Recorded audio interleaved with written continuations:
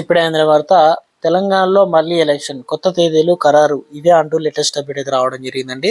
So ఆ వివరాలు ఏంటనేది కూడా వీడియోలో తెలుస్తుంది. వీడియో చివరి వరకు చూడండి, అర్థమవుతుంది. మొదటిసారిగా ఛానల్ వస్తే తప్పకుండా సబ్స్క్రైబ్ చేసుకోండి. చూస్తున్నారు కానీ లైక్ చేయడం మర్చిపోతున్నారు అనమాట.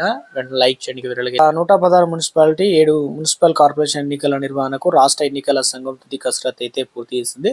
సో ఇటీవల కాలంలో గ్రామ సర్పంచ్ ఎలక్షన్లు అనేది కంప్లీట్ చేశారు కదా. ఇప్పుడు పట్టణ ప్రాంతంలో కావచ్చు, ఇక మున్సిపల్ కార్పొరేషన్ సంబంధించి ఎలక్షన్లు ఉన్నాయి కదా.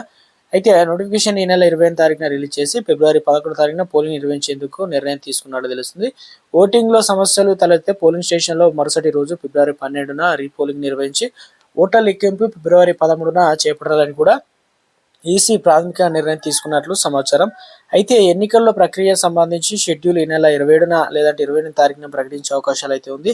శివరాత్రి కొత్త పాలక వర్గం అంటే ఫిబ్రవరి 15న శివరాత్రి పండుగ ఉంది కాబట్టి ఈలోపు మున్సిపల్ ఎన్నికల ప్రక్రియ పూర్తి చేయాలని ఎన్నికల సంఘం టార్గెట్ పెట్టుకుంది. అంటే పోలింగ్, కౌంటింగ్, నూతన పాలక వర్గాలు ప్రమాణ స్వీకారం, చైర్మన్, మేయర్లు ప్రక్రియ మొత్తం శివరాత్రి ముందే రోజు కంప్లీట్ చేసే విధంగా ఈసీ తన షెడ్యూల్ను తయారు చేసుకున్నట్లు అధికార వర్గాలు అయితే జోరుగా ప్రచారం జరుగుతుంది.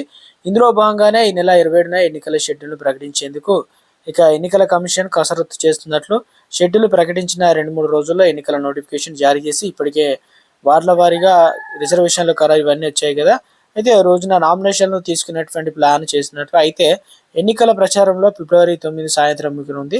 14వ తేదీన పాలక వర్గం ఇక ప్రమాణ స్వీకారం చేసిన వెంటనే చైర్మన్, మేయర్లు ఎన్నికలు సైతం పూర్తి చేయాలని భావిస్తున్నట్లు సమాచారం. ఎక్కడైనా కోరం లేకుండా చైర్మన్, మేయర్లు ఎన్నికల ఆటంకం ఏర్పడితే వాటికి ప్రత్యేక ఎన్నికలు నిర్వహించాలని ఈసీ చూస్తున్నట్లయితే తెలిసిందనమాట. మొత్తానికైతే రాష్ట్రంలో హాట్ టాపిక్గా మారింది ఈ ఫోన్ ట్యాపింగ్ వ్యవహారం కూడా. చూడాలి మరి. ముఖ్యంగా 10% సీట్లు కేటాయించిన దేనికైనా సిద్ధం అనే విధంగా కాంగ్రెస్ నేతలు చెప్తున్నారు కదా.